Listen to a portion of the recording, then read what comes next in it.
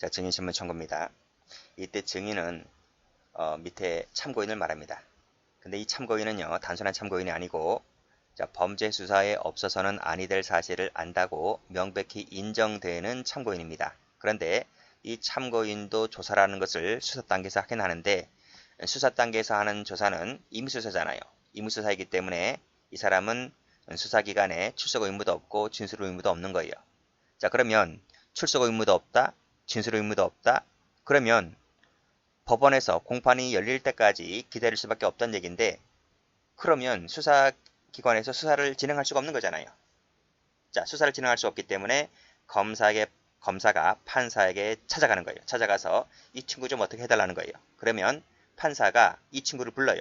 이 친구를 불러서 증인신문 조서라는 걸 씁니다. 써서 이걸 작성해가지고 검사에게 주는 거죠. 그럼 검사가 그걸 갖고 있다가 나중에 공판이 열리게 되면 그 공판 열릴 때에 제출하게 되면 증거 능력이 있다 하는 것이 증인신문 청구입니다. 자, 그러면 이 부분을 보도록 합니다. 출제가 무지무지 잘 되죠. 자, 법 전문이 출제가 잘 됩니다. 자, 221조인데 체크하시고. 자, 요 자가 참고인입니다. 자, 누구다? 범죄 수사에 없어서는 아니 될 사실을 안다라고 명백히 인정되는 자입니다. 이 자가 출석이나 또는 진술을 거부합니다. 요 거부한다는 사유를 알아두세요. 거부했을 때에 하나요. 요 사유가 하나입니다. 자, 검사는 누가다? 청구권자가 검사입니다. 우리 앞에서 피고인, 피의자, 변호인도 되었었는데 여기서는 검사만 됩니다. 그리고 시기는 똑같죠? 1회 공판기일 전까지입니다. 누구에게? 판사에게 증인신문 청구할 수 있다. 이때 증인이 참고인인데 판사가 하는 것이기 때문에 증인이란 말을 써준 거예요. 자, 됐어요. 그리고 똑같이 1회 공판기일 전이란 말을 색깔칠하시고, 그리고 증인신문입니다. 증인신문 하나밖에 없죠.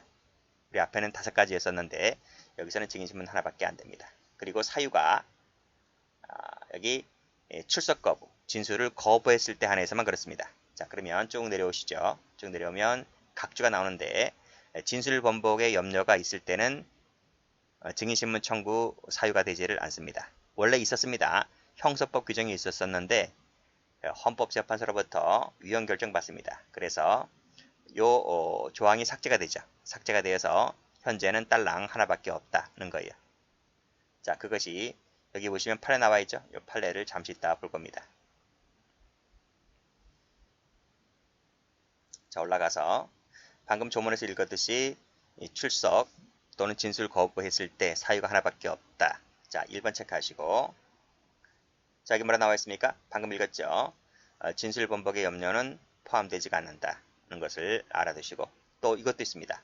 정당한 사유 없이 두 번 이상 출석 요구에 불응했을 때도 사유에 포함되지 않습니다. 사유는 하나밖에 안 된다. 그래서 여기를 색깔 칠할게요. 알아두시고. 자, 됐고요. 자, 밑에 판례 하나 보죠. 자, 증인신문 청구를 하려면 일단 피의 사실이 존재를 해야 됩니다. 이때 피의 사실은 내심으로 혐의를 품고 있는 것만 갖고서는 피의 사실이 되질 않아요. 그럼 어떨 때 피의 사실 되나요? 우리 앞에서 배웠잖아요. 그렇죠? 우리 앞에 수사 단계에서 다 배웠습니다. 고소나 고발이나 자수가 받거나 또는 인지를 했거나, 인지를 하면 수사가 개시가 되잖아요. 그렇죠? 요랬을 때에 수사가 개시가 되기 때문에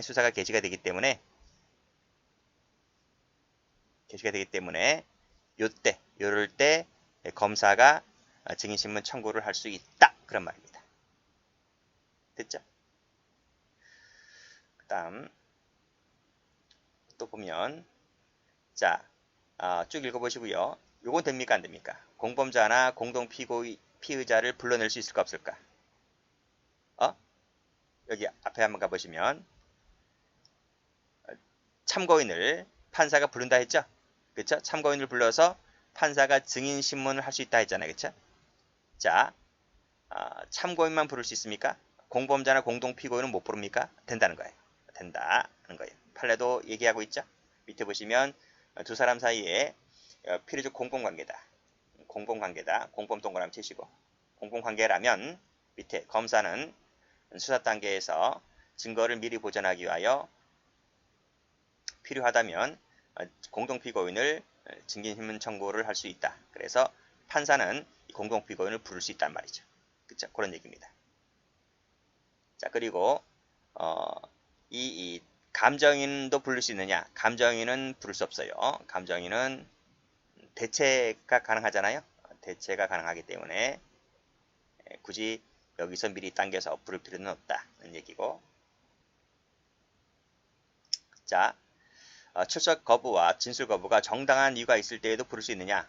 부를 수 있다는 거야. 참고인 부를 수 있습니다. 증언 거부권 있는 자 부를 수 있느냐? 부를 수 있다는 겁니다. 전부가 아닌 일부를 거부했다 할지라도 판사는 이자를 부를 수 있습니다. 또 참고인이 서명이나 날인을 거부합니다. 그래도 부를 수 있다는 겁니다. 다 되는 겁니다. 되는 것이다. 그렇죠? 앞에도 다 됩니다. 다 부를 수 있습니다. 자, 그러면 방금 읽었죠? 방금 진술 번복을 할 염려가 있는 것은 부를 수 있습니까? 없습니까? 이건 안 된다는 거죠. 이건 사유가 되지 않는다는 것이고, 꼭 판례가 여기 나와 있습니다. 헌재가 위헌 결정했다 그랬죠? 형사법 조항에 대해서 위헌 결정을 했다. 그래서 결국은 진술 번복 우려가 있을 때 검사가 이자를 불러서 청구하는 것은 된다 안 된다? 안 된다. 안 된다. 결국 증거 능력이 없다 그랬습니다. 자, 헌재 판례가 96년도에 있었죠? 그쵸? 그리고 나서 그 다음에 뭐 이런 판례가 나왔었는데 개정은 뭐 2007년도에 개정이 됐었지만 개정되기 전이라 할지라도 판례가 나왔기 때문에 그래서 그 판례에 의하여 진술번복 우려는 증인신문 청구 대상이 되지 않는다는 얘기입니다. 그래서 되는 것, 여기서 되는 것 판례만 색깔 칠할게요. 요거 됩니다. 공동피고인 색깔 칠하시고 그 다음에 다른 색깔로 요거 안 됩니다. 그리고 가운데 있는 밑줄 긋은 것은 눈팅만 하시면 됩니다. 판례가 없기 때문에.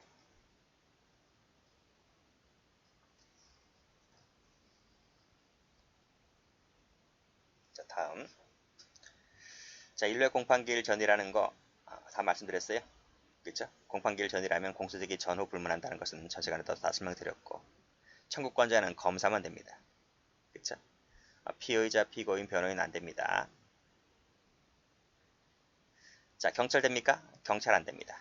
경찰 안 되고 경찰은 그냥 그저 검사에게만 신청할 수 있을 겁니다. 이건 똑같죠? 서면 똑같습니다. 자, 말씀드렸듯이 구술 안 됩니다.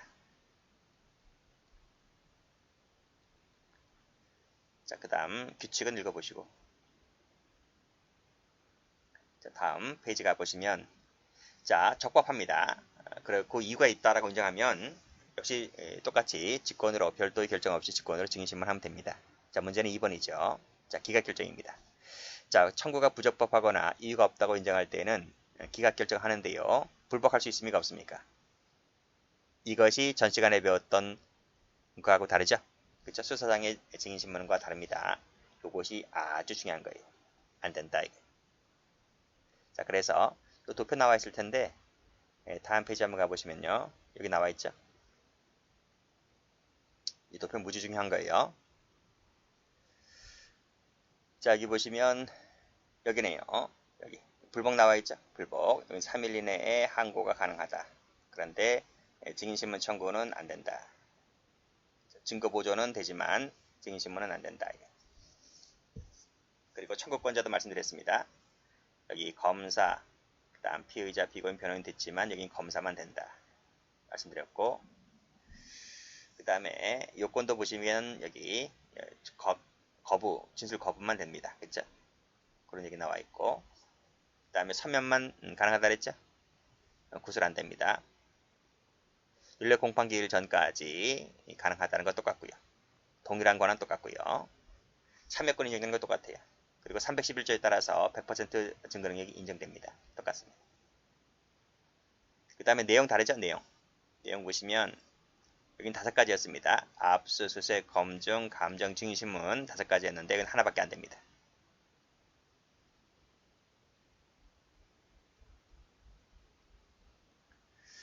자, 다시 올라가서 여기 동일한 권한 똑같다.